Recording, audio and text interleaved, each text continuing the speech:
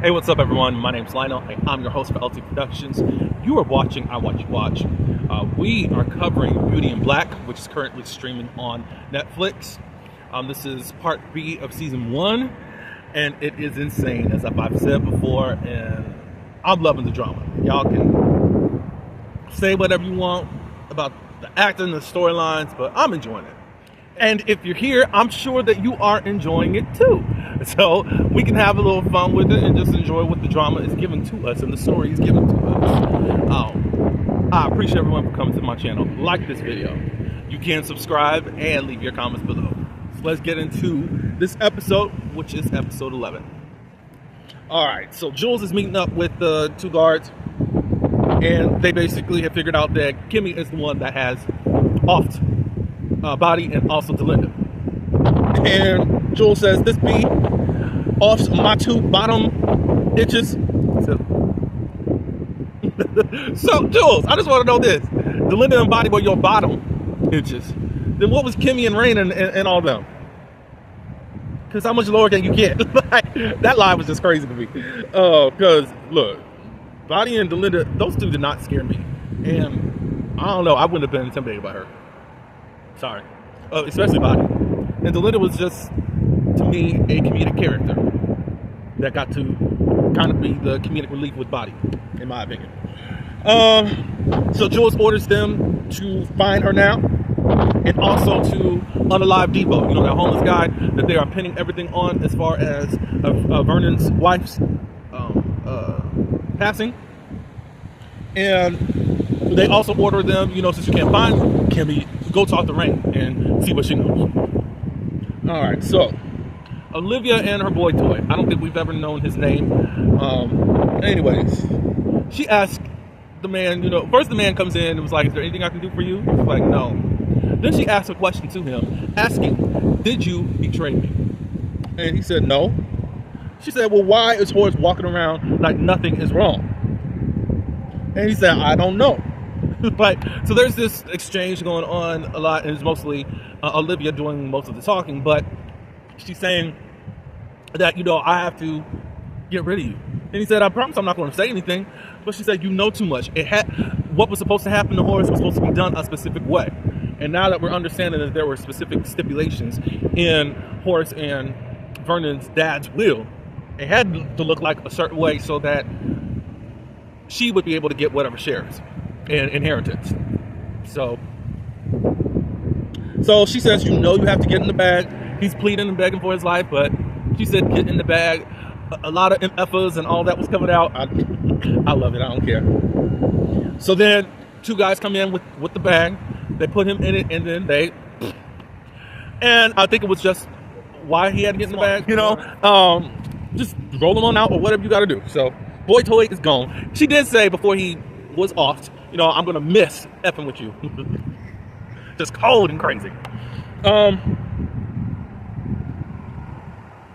So Varney stops by Horace's office, and they talk a little bit about the business and who has shares and all this good stuff, because he's trying to find out how he can make sure his sons or even his wife not get any of his shares. And he says that Varney, that, well, you do have controlling shares, but the rest of the board, meaning your sons and Mallory and Olivia, they have voting rights. And Horace said, "I know that. Tell me something else." He said, "Well, how the will is set up, if anyone is convicted of a felony, they forfeit their rights to the shares." And that gets the wheels turning it within Horace, and he basically says, "Well, okay, like a Class B, manslaughter, robbery, criminal organization." I mean, right now there's a criminal organization going on that he's finding out about through Kimmy, with them trafficking women and men to do their bidding with the strip club and prostitution and all that. So he said, "Just thank you." Varney wanted to ask and be nosy, really, you know, "Is there anything else you want to share?" And Horace was like, "No, that's it, thank you." So then Horace calls Jules and basically says, you know, "Find Angel, because I need to talk to him." And Jules was like, "Is there a particular reason?" "Well, he stole my watch." And Jules said, "Well, I can handle that if you want me to." He said, "No, I want to speak to him alone." So he said, "Cool, I'll get right on it." Jules gets the officers to find Angel, and they're asking the officers, where's Rain? They're at the hospital, and they're saying that Rain moved. And they're like, how is that possible? We don't know. Everything's anonymous and all that. Of course, that pisses off Jules even more. Varney goes and visits Charles. Charles is weightlifting right now, and he tells him about Horace asking about the restrictions of the will. And Charles said, what that got to do with me? You know, he said, well, don't you remember you do dabble, not even just dabble, you have a relationship with Coke. And if you go through some type of sting, he can set something up for you, and then boom, your rights is over. And Varney basically is so nonchalant, like, I don't care. Like, they don't like me and all this stuff, so whatever. So Varney is pissed and just said, you know, look, don't tell me that I didn't warn you or somebody didn't warn you about what's probably coming down the pipeline. And Varney says, cool. And in so many words, you're dismissed. Okay. Jules and Vernon.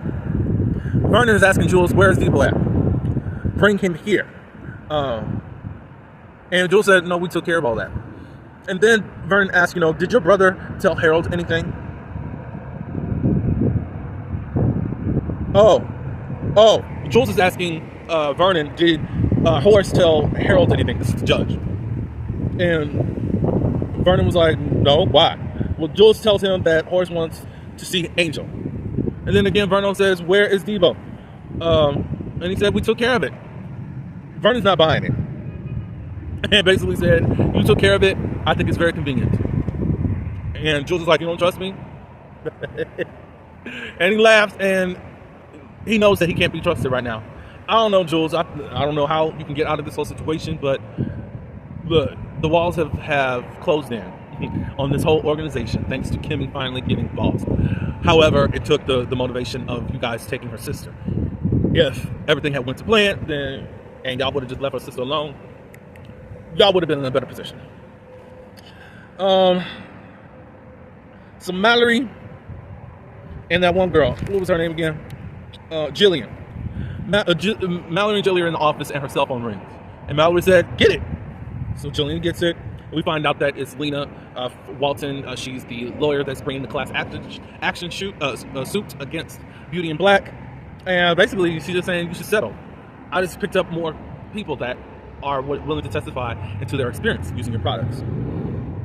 Mallory said, well, why aren't you talking to our lawyers and all that stuff? And she said, you know that you run everything around there. I do. Anyways, she's not biting, and she tells Lena to F off. There's a total of 64 victims. My God. So in the next scene, the police catch Angel. We'll get into that in a few minutes. So Vernon goes and talks with Judge Harold. And he just gets into a little conversation, and then he says, what did you tell Horace? And of course, Harold was like, I didn't say nothing, you know. Then they start talking about his wife that he just lost, Vernon. And he said, you know, I'm sorry about your wife, and if there's anything I can do, I'm here for you. And Vernon said, I'm good. Harold gets this text message. You know, he kind of just turns off his phone, but then he just looks away. He didn't really pay attention to it. Vernon said, you should really answer your text. He said, oh, no. My focus is on you. And then Vernon says, no, you should look at your text messages. So, what he saw in his text was a photo of his daughter. And then he gets into pleading with Vernon, saying, I swear I didn't say nothing, da-da-da-da-da. So Vernon at this point is giving one warning. If I hear one thing that you have said, and he says also, since my wife died, nothing matters to me. And he said, no, my daughter means everything to me. So basically giving the sign of, look, I won't do this to you because my daughter means everything to me and I don't need you to do anything to her. All right, so back at the office. I think Mallory calls him Roy, and she asks Roy, are you going to see Lena? And he said, no. And then he says, yeah, what? What's going on? And then she mentions, you know, there is a video of protesters that went viral.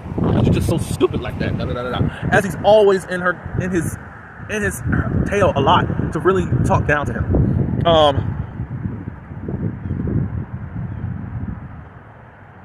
And then Mallory's like, why can't you just be like, and then Roy says, the man you are effing? And then Mallory corrects him and says, all the men I'm effing. I love it. I love that part of the exchange. Come on now. Then Mallory says they are smart and know about running a company. And then Roy was like, when I find them, he says, Mallory says, what are you going to do about it? And then Roy says, you really don't know me. I know you to do what you, and then Mallory says, I know you to do what your daddy tells you to do. And then she says, don't see Lena or I'll tell your father. And then he says, what am I, 8 years old? And then she says, well, you acting like an 8-year-old, but an 8-year-old knows better. Well, she didn't say you act like an 8-year-old. She said, no, you're not an 8-year-old. An 8-year-old would know better than to do the things that you do. So then Roy walks out and Calvin walks in. Mallory puts Calvin on assignment saying, I need you to follow him. And then he said, well, what for? We're in direct communication with his driver. Oh, you mean that Jules is in direct communication with the driver? I said, yeah. Then she said, I need you to follow him. And he said, no, I'm here for you now. That's the only person that matters to me.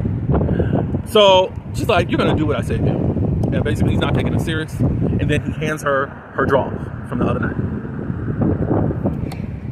So Mallory is quite demonetized. I don't even know if it's demonetized. I think it's because, her husband doesn't get it up for her and they don't have sex and she's just been overdue for sex. But I think that she enjoys what Calvin gives to her after Jillian gave her everything that he needed to get into her soft spot.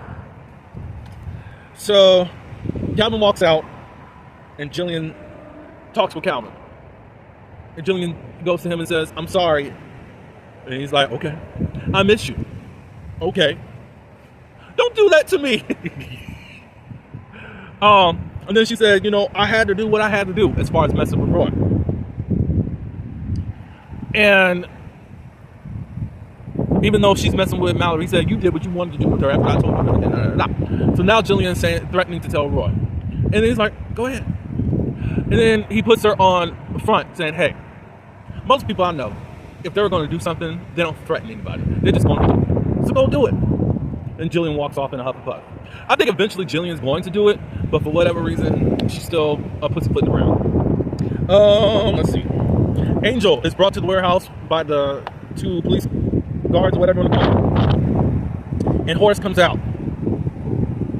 They talk for a little bit, and Horace is talking about, you stole my watch, I'm sorry. You tried to rob me, and Angel's like, I'm sorry about that. And then he starts talking about, I have a child and all this, and I was just trying to make a life for myself after all the stuff that I've been into.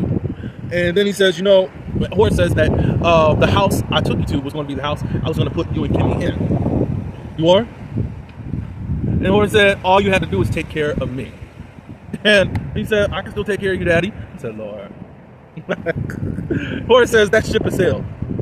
And basically says, what do you know about Kimmy? Tell me everything. So, if y'all don't understand, because I thought of this even from part A, Horace is getting ready to give, it didn't happen yet, I haven't even watched all the episodes yet, to set Kimmy up to take his shares and inheritance. If y'all not seeing seeing the message as to what's going on. Mallory and Varney, he goes and talks to Mallory. Mallory asks, did Lena call you? And he said yes, and Mallory was like, well, what do you want to do? And Varney says, I want to meet with her to see what she has to say. And he's also looking into hiring on another litigator, someone that can really get in there and negotiate to make this go away. He does say that they are expensive. Mallory says, give me the numbers and I'll present it to the board. Varney goes on to tell Mallory about Horace, asking questions about the inheritance and the will and all that. So Varney gets up to leave, and Mal sees Roy staring out of her office window. And then Varney says, I appreciate you for coming by, and then gives her a hug. So at this point, Roy busts into the office and accuses him of messing with his wife. And Varney's like, what are you talking about? Blah, blah, blah, blah. Meet me in the parking lot. Like some macho man. Like, dude, shut up. And then he says, my father's going to terminate you, blah, blah, blah, blah.